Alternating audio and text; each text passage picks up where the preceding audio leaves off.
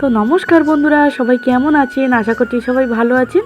চলে এসেছি আরও একটা দারুণ রেসিপি নিয়ে। আজকের আমি আপনাদের সঙ্গে শেয়ার করব কিভাবে আমি বাড়িতে চিকেনটা রান্না করি, আপনাদের সঙ্গে সেটাই শেয়ার করব। তো দেখুন, এখানে আমি 1.5 কেজির মতন চিকেন নিয়ে নিয়েছি। চিকেনটাকে ভালো করে ধুয়ে পরিষ্কার করে নিয়ে চলে এসেছি, জল ঝাড়াতে দিয়েছি। আর এই যে দেখুন, আলুগুলোকে ভেজে নেব। তো সর্ষের তেলেই আমি রান্নাটা করব। চিকেনটা আপনারা সবসময় চেষ্টা করবেন সর্ষের তেলে রান্না করতে, দেখবেন মানে চিকেনের টেস্টটা একদম দ্বিগুণ হয়ে যায়।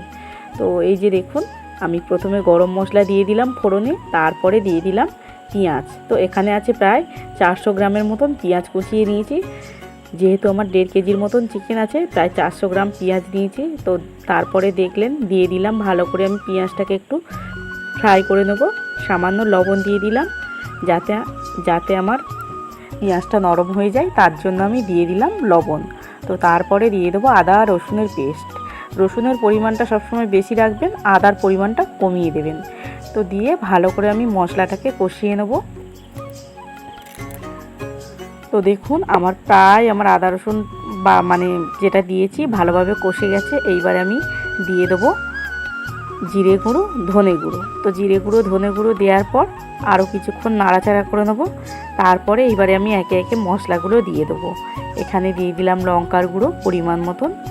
তো আমার যতটা লাগবে আমি দিয়ে দিলাম, আপনারা আপনাদের স্বাদ অনুযায়ী দিয়ে দেবেন, যে যেমন ঝাল খেতে পছন্দ করেন। গরমের সময় তো বেশি ঝাল খাওয়া উচিত নয়, একটু কম করে ঝাল দিলে দেখবেন ভালো হয়। গরমের সময় প্রচণ্ড কষ্ট হয় ঝাল খেলে। তো এই যে দেখুন, তারপরে কালারের জন্য দিয়ে দিলাম হলুদ গুঁড়ো, আর দিয়ে দিলাম কাশ্মীরি লঙ্কার গুঁড়ো। তো তারপরে দিয়ে টক দই দিয়ে দিলাম। 250 যে টক দইয়ের প্যাকেট, এখানে অর্ধেকটা দিয়ে দিলাম আর অর্ধেকটা রেখে দিয়েছি। তো তারপরে দেখুন, ভালোভাবে কষিয়ে নেওয়ার পর চিকেনটাকে দিয়ে দিলাম, দিয়ে আলুটাকেও দিয়ে দিলাম। আলুটা না হলে, যেহেতু পোলট্রির মুরগির মাংস তাড়াতাড়ি সিদ্ধ হয়ে যায়, আলুটা তখন সিদ্ধ হবে না, তার জন্য আলুটা একসঙ্গে দিয়ে কষিয়ে নিয়ে দেখুন ভালোভাবে আমার কষে গেছে। এইবার আমি জল দিয়ে দেবো।